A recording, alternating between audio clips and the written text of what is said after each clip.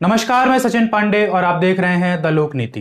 विवादों में घिरी रहने वाली साध्वी प्रज्ञा ने एक बार फिर विवादित बयान दिया है। इस बार राहुल गांधी पर उन्होंने विवादास्पद टिप्पणी की है। आखिर उन्होंने ऐसा क्या कह दिया जिससे वह फिर सुर्खियों में आ गई हैं? जैसा कि आप जानते हैं कि साध्वी प्रज्ञा हमेशा विवादित बयान देती रहती हैं, जिसके कारण वह अक्सर पार्टी के लिए परेशानी का सबब बन जाती हैं।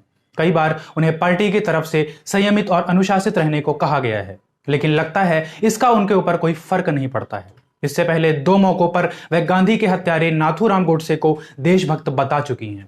मई 2019 में उन्होंने नाथूराम गोडसे को देशभक्त बताया था, जिसके बाद खुद प्रधानमंत्री ने कहा था कि इसके लिए वह साध्वी को माफ नहीं कर पाए हैं। खुद प्रज्ञा ठाकुर को इस बयान के लिए माफी मांगनी पड़ी थी। इसके बावजूद 2 हफ्ते पहले उन्होंने फिर गोडसे को देशभक्त कहा था।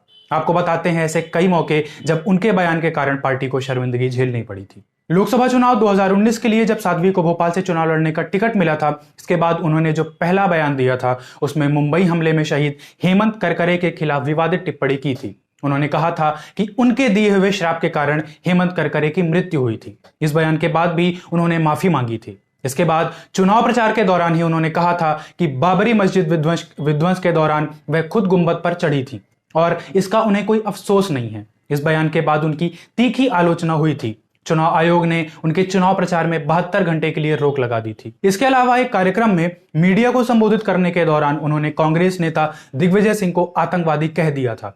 अगस्त 2019 में अरुण जेटली और बाबूलाल गौर की श्रद्धांजलि सभा में उन्होंने कहा था कि विपक्ष की मारक शक्तियों की वजह से बीजेपी नेताओं की मृत्यु हो रही है। वह चुनाव से पहले एक बाबा से मिली थी, जिन्होंने कहा था कि इस चुनाव में विपक्ष मारक शक्तियों का प्रयोग करेगा। अब जब एक एक करके बीजेपी नेताओं की जान जा रही है तो मुझे लग रहा है कि बाबा सही थे।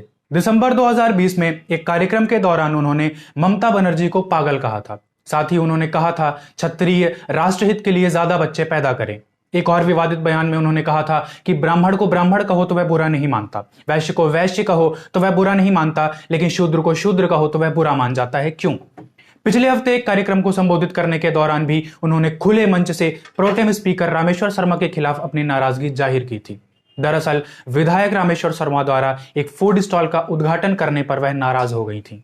उन्होंने कहा था कि सांसद होना व्यर्थ है, काम सांसद का होता है और नाम विधायक का। इसके अलावा मुख्यमंत्री शिवराज सिंह चौहान के कार्यक्रम में प्रज्ञा ठाकुर पीछे की सीट मिलने से नाराज हो गई थी, जिसके बाद मुख्यमंत्री के आने के पहले ही वह वहां से चली गई थी। हालिया विवादित बयान उन्होंने राहुल गांधी को लेकर दिया है। मंगलवार को राजधानी भोपाल में एक कार्यक्रम के दौरान उन्होंने कहा कि राहुल गांधी से कोई लड़की शादी नहीं करना चाहती क्योंकि वह विधर्मी है, उनकी कोई संस्कृति नहीं है, कोई इतिहास नहीं है। आगे उन्होंने कहा कि जिसकी शादी नहीं हो सकती उसकी मां उसके प्रधानमंत्री बनने के सपने देख रही है। तो यह थे प्रज्ञा ठाकुर के कुछ विवादित और बिगड़े बोल। एक जनप्रतिनिधि होने के नाते प्रज्ञा ठाकुर भाषा की गरिमा का ख्याल रखें और विवादित बयान देने से बचें। इसी उम्मीद के साथ हम आपसे विदा लेते हैं। खबरों में बने रहने के लिए देखते रहिए द लोक नीति। अगर आप यह खबर फेसबुक में देख रहे हैं तो लाइक और शेयर कीजिए, और अगर आप यह यूट्यूब में देख रहे हैं तो चैनल को सब्सक्राइब कीजिए।